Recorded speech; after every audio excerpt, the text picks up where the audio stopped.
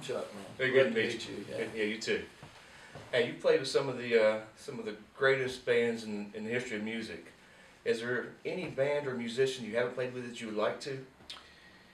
Yes. Okay. But you're right, I have been very, very fortunate, you know, and my career has been a story of kind of one thing leads to another. So, you know, once I had the position with the Allman Brothers, that sort of led through a set of circumstances to get the position with the Stones. The Stones led to Clapton, Clapton led to George Harrison, and so on and so forth. And I've really, really been fortunate to work with these artists. But, and I actually did get to work with this artist that I'm going to tell you about, but only very briefly, and that was Sting. I've always enjoyed his music. I think he makes really great records. I had the pleasure of doing a benefit with him in San Francisco, and I was part of actually an orchestra. We had a full orchestra there, but I was playing keyboards, and I got to do Fields of Gold with him and a couple of other songs. But, you know, it's not like going on tour or making a record with the guy. So, you know, there's a name that stands out to me. There's a lot of great artists out there now that I find interesting, young artists. There's a group called the Civil Wars, which is really just a duo, a guy and a girl. Mm-hmm. And there is Grace Potter, who I think is a great artist, Susan Tedeschi and Derek Trucks, who are friends. Right. And I've jammed with them, but never, you know, done a record with them. So those are some names that I'd love to hook up with one of these days. Yeah, yeah. I saw you recently you work with Keith Urban. Yeah, yeah. Keith. How's he? Oh, he's fantastic. Just a real sweetheart of a guy. And the way that came about is that there was the re-release of the Exile on Main Street record by the Rolling Stones, kind of a landmark record. And on the Jimmy Fallon show, Jimmy dedicated a whole week to that record. And so he had these different artists come in and do a song off of Exile. And Keith Urban did Tumbling Dice. And out of the blue, I get a call saying, "Hey, Keith's going to do this, and he wants you to come play." You know, right. I had met him once briefly before, and what a fun call to get. So, it was a neat experience. Very good. Well, great, Charlie. Thanks good for coming in, man. Yes, sir. You bet. Thank you. Chuck, I'm Brandon. It's nice Brandon, to meet you. Great to see you, man. I guess my question for you would be: of all the years you've been on the road, all the places you've been and traveled, what's one of your favorite memories?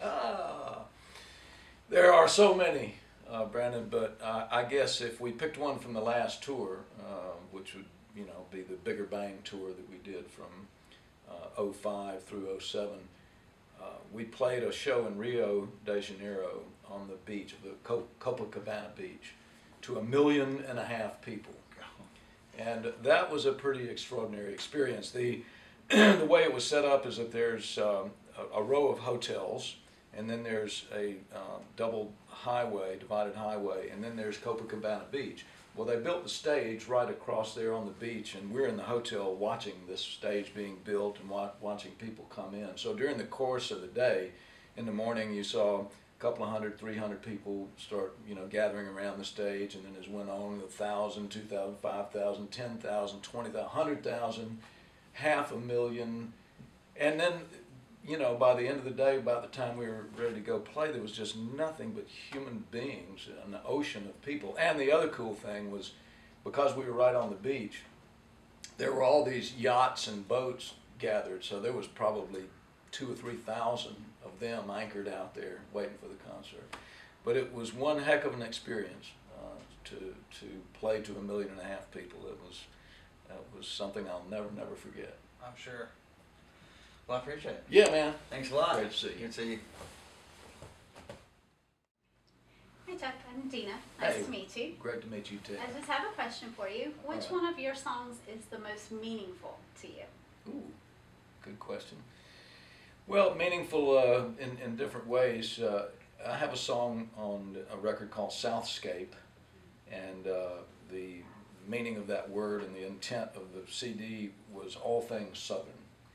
You know, I grew up in the South, dyed-in-the-wool Southerner. I love where we are. I love the South, period, and it means a lot to me. So that song, you know, from that standpoint, it means a great deal. But, you know, in terms of popularity, songs that I've played on that have done well, that people comment on, Old Love, which is a song on the Eric Clapton Unplugged record. I get some comments on that, and that's a lot of fun. Jessica from the Allman Brothers Band. The song Drops of Jupiter from the band Train that did quite well.